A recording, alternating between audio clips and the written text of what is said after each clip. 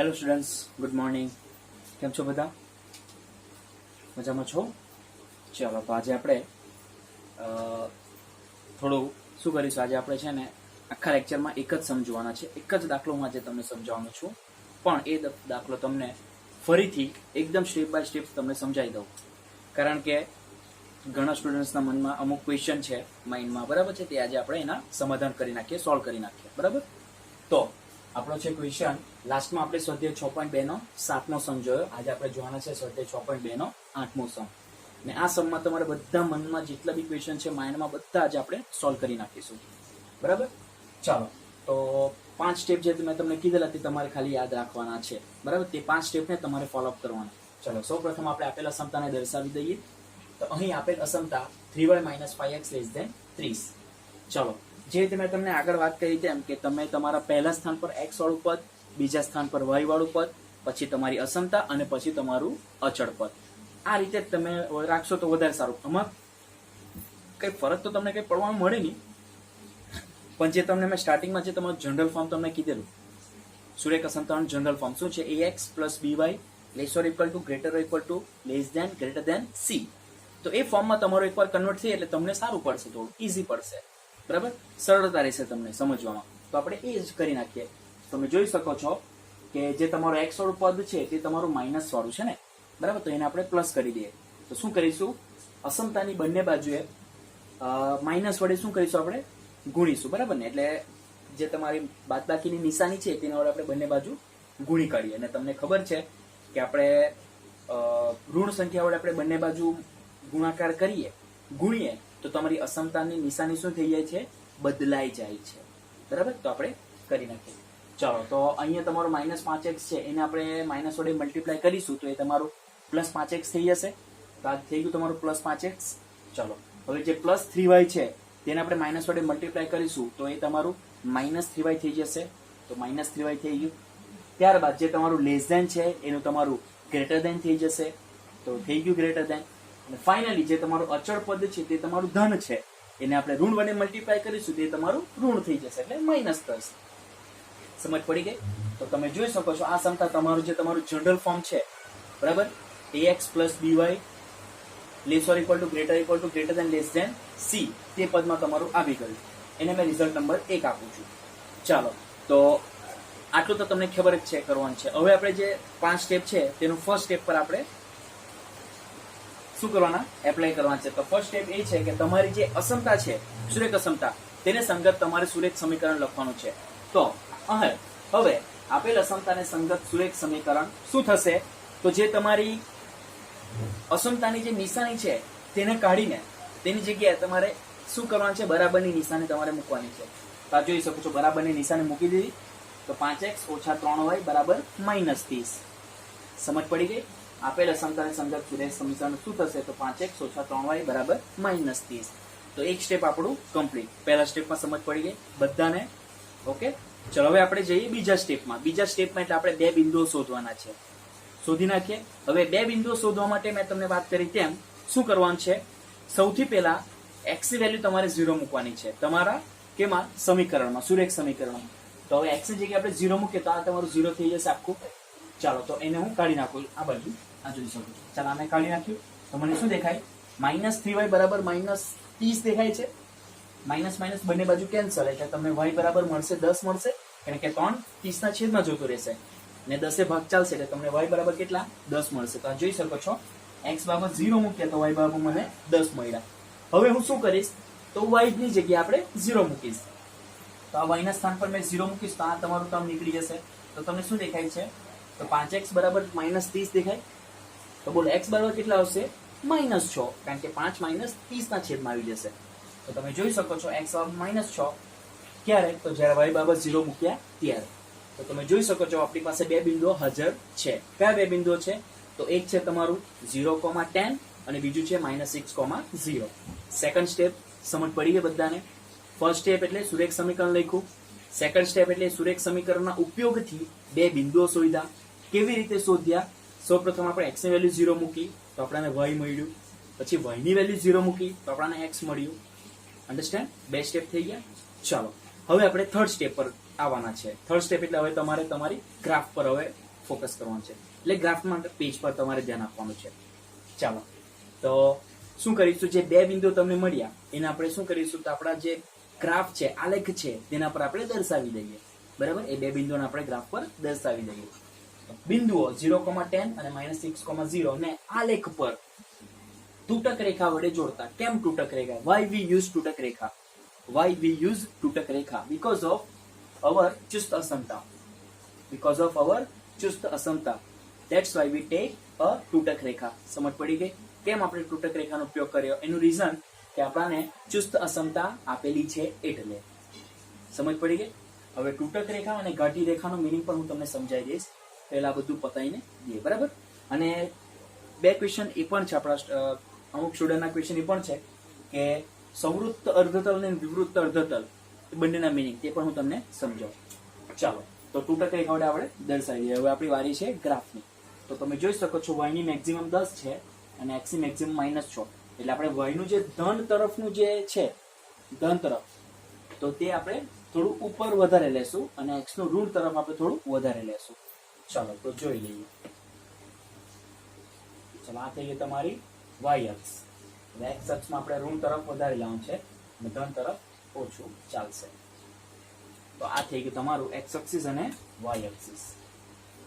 ચલો હવે આપણે શું કરીએ, આપણે બિંદુઓને દર્શાવી લઈએ. તો આ તમારું ઉગમ બિંદુ, આ 1 2 3 4 5 6 7 8 9 10 થઈ ગયા, 11 અને આ 12. બે બિંદુ આપણે એક્સ્ટ્રા લઈ લીધા. બરાબર.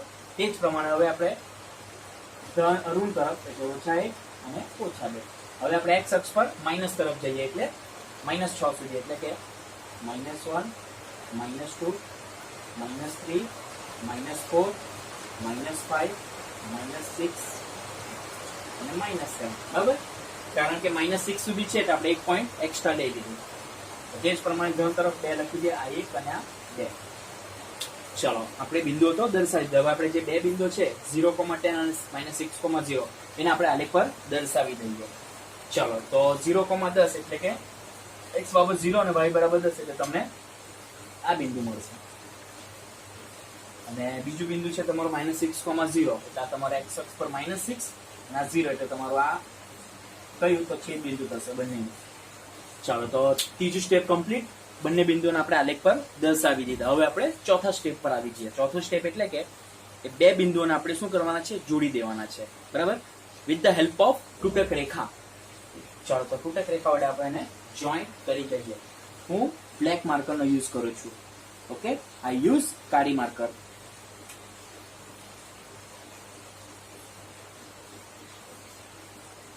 તો તમે જોઈ શકો છો વિથ ધ હેલ્પ ઓફ કાળી માર્કર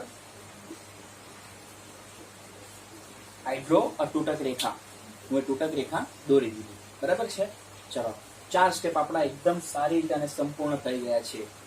ઓકે, વિધાઉટ એની બાધા. વિધાઉટ એની બાધા વી કમ્પ્લીટ અવર 4 સ્ટેપ. ઓકે, સમજ પડી ગઈ બધાને? ચાલો ગુડ. હવે આપણે ફાઇનલ સ્ટેપ, અંતિમ ચરણમાં આપણે છીએ અને એ ચરણ છે તમારું ઇમ્પોર્ટન્ટ ચરણ છે ઉકેલ પ્રદેશ. કેવો દેશ? ઉકેલ પ્રદેશ. ચાલો તો એ દેશને આપણે શોધી નાખીએ. હવે એ શોધવા માટે તમારે શું કરવાનું છે? સિમ્પલ. x અને y ની વેલ્યુ 0 0 એટલે x બરાબર 0 અને y બરાબર 0 એ તમારે તમારી અસમતામાં મૂકવાનું છે. અસમતામાં જે છે તમારી અસમતા ક્વેશ્ચન, તેમાં x ના સ્થાન પર 0 અને y ના સ્થાન પર તમારે 0 મૂકી દેવાના છે. ચાલો તો મૂકી દઈએ એટલે પરિણામ 1 માં. હવે x, y બરાબર 0 0 આપેલ અસમતામાં મૂકતા. કેવી તા? મૂકતા. 1 implies 5x - 3y greater than -30. ચાલો હવે x ના સ્થાન પર અહીંયા 0 મૂકીએ તો આ 0, અહીંયા 0 મૂકીએ તો આ પણ 0. હવે 0 માંથી 0 બાદ થાય તો તમને શું મળે? 0 જ મળશે ને? અચ્છા 0 થાય. Okay good. એટલે 0 - 0 greater than -30 એટલે ફાઇનલી આપણને મળશે 0 greater than 30. એનો મતલબ કે 0 એ 30 કરતા મોટો છે. Is it true? Is it સત્ય? શું આ સત્ય છે? યસ, એબ્સોલ્યુટલી સત્ય. આ ખરેખર સત્ય જ છે. 0 30 કરતા -30 કરતા મોટો જ છે. કારણ કે -30 તો ક્યાં આવે? તો નેગેટિવ સાઈડ કેટલું દૂર આવે? 0 અહીંયા હોય તો -30 તો ત્યાં છે ને. બરાબર ને? આપણે એને હાઈ કરી દઈએ, -30 હાઈ. બરાબર. ચાલો, સમજ પડી ગઈ બધાને? ગુડ. તો એનો મતલબ કે આપણું એવું અર્ધતલ ઉકેલ પ્રદેશ આવશે કે જેમાં 0 0 નો સમાવેશ થાય છે. બરાબર? આપણે શું કરી તો તૂટક રેખા વડે જે આપણો આલેખ છે તેને બે ભાગમાં વિભાજિત કરી નાખ્યા. બે જે તમારું XY પ્લેન છે, જે સમતલ છે, તેને બે ભાગમાં આપણે વિભાજન કરીને ઉપરનો અર્ધતલ અને નીચેનો અર્ધતલ એવા બે ભાગ આપણે કરી નાખ્યા. ત્યારબાદ ઉકેલ પ્રદેશ માટે આપણે શું કર્યું તો 0 0 આપણે અસમતામાં મૂકી દીધી અને આપણું સત્ય આવ્યું. એનો મતલબ કે જે અર્ધતલમાં તમારું 0 0 નો સમાવેશ થાય છે, 0 0 બિંદુ આવેલો છે, તો એ અર્ધતલ તમારો ઉકેલ પ્રદેશ છે. બોલો હવે 0 0 કયા અર્ધતલમાં છે? બોલો. તો નીચેના અર્ધતલમાં દેખાય ને, આ નીચેનો અર્ધતલ, આ ઉપરનો અર્ધતલ. તો તમારો ઉકેલ પ્રદેશ કયો આવશે? અહીંયા રેખાનું આપણે નામ લખી દઈએ. શું છે રેખાનું નામ?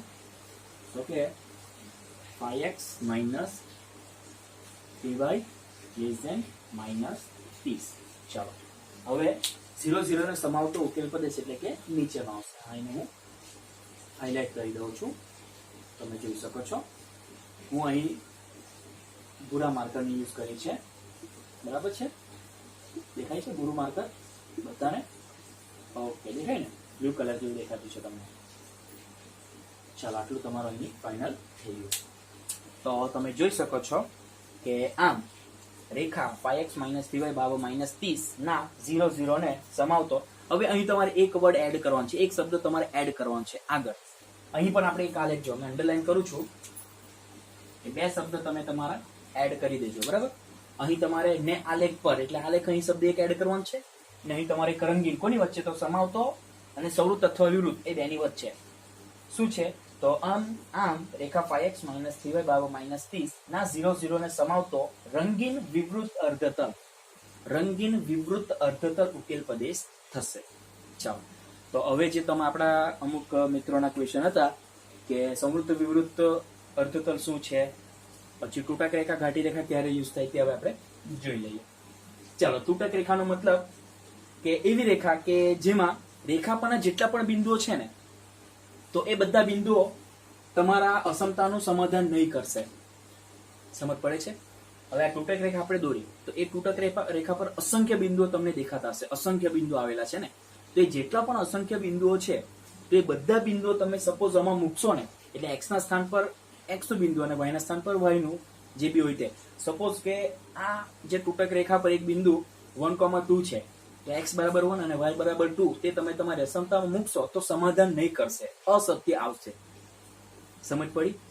તે જ પ્રમાણે જો ઘાટી રેખા હોય તો ઘાટી રેખા પરનું બિંદુ સપોઝ કઈ 2,3 હોય, તો તમે x ના સ્થાન પર 2 અને y ના સ્થાન પર 3 મૂકશો તો એ તમારું સમાધાન થશે અને સત્ય આવશે. સમજ પડે છે? એ તમારું સત્ય આવશે. તો આ થઈ ગઈ તૂટક રેખા અને ઘાટી રેખાના મિનિંગ.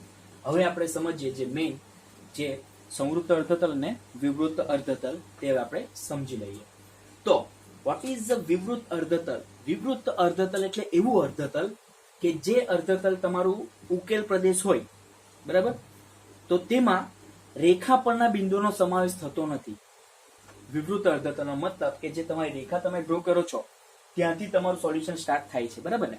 આ તમારી રેખા છે, ત્યાંથી આખું નીચેનું અર્ધતલ તમારું આખું સોલ્યુશન આવશે. સોલ્યુશન એટલે કે ઉકેલ પ્રદેશ તમારો આવશે. બરાબર? પણ કેવું આવશે તો એ રેખા પરના જે બિંદુઓ છે ને તેનો સમાવેશ નહીં થશે. એ સિવાયના બધા જે મેં રંગીન પ્રદેશ કરેલું છે ને, આ જે હાઇલાઇટ કરેલું છે ને, તેમાં જેટલા પણ ઘણા બધા અસંખ્ય બિંદુઓ છે એ બધા જ બિંદુઓનો સમાવેશ થશે. બરાબર? સોરી, પણ જે રેખા પરના બિંદુઓ છે ને એનો સમાવેશ નહીં થશે. બરાબર? તો એવા અર્ધતલને વિવૃત્ત અર્ધતલ કહે છે. કે વિવૃત્ત અર્ધતલ કોને કહેવાય? કે એવો અર્ધતલ, એવો ઉકેલ પ્રદેશ, અથવા એવું કહી શકાય કે એવો અર્ધતલ ઉકેલ પ્રદેશ કે જેમાં રેખા પરના બિંદુઓનો સમાવેશ થતો નથી. સમજ પડી ગયા? હવે ખ્યાલ આવી ગયો વિવૃત્ત અર્ધતલ કોને કહેવાય? બરાબર? કે એવો અર્ધતલ ઉકેલ પ્રદેશ કે જેમાં રેખા પરના બિંદુઓનો સમાવેશ થતો નથી. બરાબર? સમજ પડી ગઈ?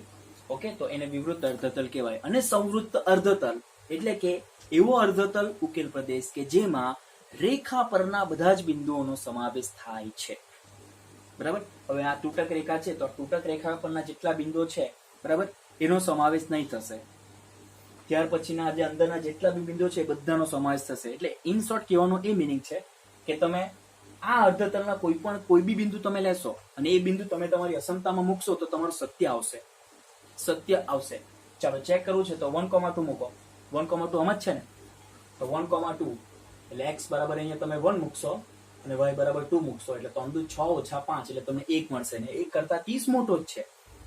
સમજ પડી ગઈ? એ પ્રમાણે તમે કોઈ બી બિંદુ, આ અર્ધતલનું કોઈ બી બિંદુ, બરાબર, એ તમે આલેખ પર ડ્રો કરશો ને એટલે તમને પ્રોપર બિંદુ તમને મળશે, પ્રોપર બિંદુ તમને દેખાશે, બરાબર, કારણ કે એમાં આલેખ પર બોક્સ કરીને તમારું ગ્રાફ હોય એટલે, બરાબર. ચાલો, અને રેખા પરના કોઈ બી તમે બિંદુ મૂકશો, સપોઝ મેં આ જ લઈ લઉં, એક 0, -6,0 મેં આમાં મૂકું તો -6 એટલે અહીંયા કેટલા આવશે? અહીંયા પ્લસ એટલે 6 × 5 = 30 ને આ 0 એટલે 30 <30. કોઈ પણ દિવસ કોઈ નંબર એ પોતાનાથી મોટો કે નાનો તો ન જ હોય, એ શક્ય જ નથી. સમજ પડી ગઈ? એ પ્રમાણે તમે આ રેખા પરનો કોઈ બી બિંદુ તમે તમારી અસમતામાં મૂકશો તો એ અસત્ય જ આવશે અથવા તો શક્ય નહીં એવું જ આવશે. સમજ પડી ગઈ? તો એ જે છે તેને શું કહેવાય? વિવૃત અર્ધતલ કહેવાય છે. સમજ પડી ગઈ? એવો અર્ધતલ, સિમ્પલ યાદ રાખો, એવો અર્ધતલ કે જેમાં રેખા પરના બિંદુઓનો સમાવેશ થતો નથી, અને સંવૃત્ત અર્ધતલ એટલે કે એવો અર્ધતલ કે જેમાં રેખા પરના બિંદુઓનો પણ સમાવેશ થાય છે. સમજ પડી ગઈ? હવે સંવૃત્ત અને વિવૃત ખ્યાલ આવી ગયું, બરાબર છે? ઓકે. અને બીજું એક ક્વેશ્ચન આપણા મિત્રમાંથી એવું હતું કે આ ઉકેલ પ્રદેશ કેવી રીતે ફાઇનલ કરે તે. ચાલો તે હવે એકવાર પાછું મેં એક્સપ્લેન કરી દે. હવે ચાલો, બે બિંદુઓને જોડતા તો તમને આવડી ગયું, કઈ રેખા વડે જોડો તે બી તમને સમજ પડી ગઈ. હવે તમારે ઉકેલ પ્રદેશ ફાઇનલ કરવા માટે તમારે શું કરવાનું છે? તો 0,0 બિંદુ છે ને તે તમારે x y માં મૂકી દેવાનું છે. એટલે x, y બરાબર 0, 0 અસમતામાં મૂકી દેવાનું છે. એટલે કે x બાબત 0 અને y બરાબર 0 તમારી અસમતામાં મૂકી દઈએ. એટલે પરિણામ એક ઇમ્પ્લાઇઝ 5x - 3y > -30. એ તમારી અસમતા છે. તો આ x ના સ્થાન પર મેં અહીંયા 0 મૂકો તો આ બી 0 થઈ જશે, અને y ના સ્થાન પર 0 એટલે આ બી 0 થઈ જશે. એટલે ફાઇનલી આ તમને 0 જ મળશે. અને 0 > -30, બરાબર. એનો મતલબ કે આપણે 0, 0 બિંદુ આપણી અસમતામાં મૂકીને તો સત્ય આવ્યું, સત્ય આવી ગયું, સાચું પડ્યું ને, એ સાચું થયું. એનો મતલબ શું થાય કે 0, 0 જે બિંદુ છે જે બી અર્ધતલમાં તમારો આવેલો હશે, 0, 0 બિંદુનો જે પણ અર્ધતલમાં તમારો સમાવેશ થયેલો હશે તો એ અર્ધતલ તમારો ઉકેલ પ્રદેશ હશે. તો એ જે બી અર્ધતલ હશે તેને આપણે હાઇલાઇટ કરવાનું, તે આપણો ઉકેલ પ્રદેશ થશે. તો તમે જોઈ શકો છો જે નીચેનું અર્ધતલ છે એ તમારો ઉકેલ પ્રદેશ થશે. કેમ થશે? કારણ કે નીચેના અર્ધતલમાં 0, 0 આવેલું છે. ઓકે, આ ખ્યાલ આવી ગયો. હવે એ જ વસ્તુ જો અહીં અસત્ય આવતે, કે જે અસત્ય છે, તો શું થશે કે જે અર્ધતલમાં 0, 0 નો સમાવેશ થાય છે તે ઉકેલ પ્રદેશ નથી, જો અસત્ય આવતે તો, બરાબર. અસત્ય હશે તો જે અર્ધતલમાં 0, 0 નો સમાવેશ થાય છે તે તમારો ઉકેલ પ્રદેશ નથી, પણ તે સિવાયનો જેમાં 0, 0 નો સમાવેશ નથી થતો ત્યારે તમારા આવશે ઉપરનો અર્ધતલ, જે તમારો ઉકેલ પ્રદેશ થશે. સમજ પડી કે બધાને ખ્યાલ આવશે? ચલો, હવે ખ્યાલ આવી ગયો ઉકેલ પ્રદેશ કેવી રીતે ફાઇનલાઇઝ કરવાનો. મસ્ત તમારે એક જ બિંદુ યાદ રાખવાનું, 0, 0 તમે તમારી અસમતામાં ખાલી મૂકવાનું છે, બરાબર છે? મૂકવાનું છે ને મૂક્યા પછી જો સત્ય આવે તો જે અર્ધતલમાં 0, 0 હશે તે તમારો ઉકેલ પ્રદેશ, અને અસત્ય આવે તો જે અર્ધતલમાં તમારું 0, 0 ન હશે તે તમારો ઉકેલ પ્રદેશ, બરાબર. આમાં તો તમારું સત્ય આવી ગયું. એટલે આપણે 0, 0 ને સમાવતું જે અર્ધતલ, એટલે જે અર્ધતલમાં તમારું 0, 0 ઉગમ બિંદુ જે આવેલું છે તે તમારો ઉકેલ પ્રદેશ થશે. હવે ફાઇનલી સમજ પડી ગઈ, બરાબર છે? સંવૃત્ત વિવૃત સમજ પડી ગઈ? ગુડ. તો ફરી એકવાર મેં આખું રિવાઇઝ કરી જાઉં છું. તો સૌ પ્રથમ તમારી જે અસમતા આપેલી છે તે દર્શાવી દીધી આપણે. અહીં કેવું હતું? y પહેલા સ્થાન પર હતું, x બીજા સ્થાન પર, તો એને મેં x ને પહેલા અને y ને બીજા સ્થાન પર લાવી દીધું, બરાબર. એના માટે મેં ખાલી માઇનસ વડે મલ્ટીપ્લાય કરું બંને બાજુ. ચાલો, તો એને મેં દર્શાવી દીધું. ત્યારબાદ આપણે શું કરવાનું છે? જે આપણે અસમતા આપેલી છે તેને સંગત સુરેખ સમીકરણ લખવાનું છે. એ તમારું first step, step 1. Okay, step 1 શું કરવાનું છે? અસમતાને સંગત સુરેખ સમીકરણ લખવાનું છે.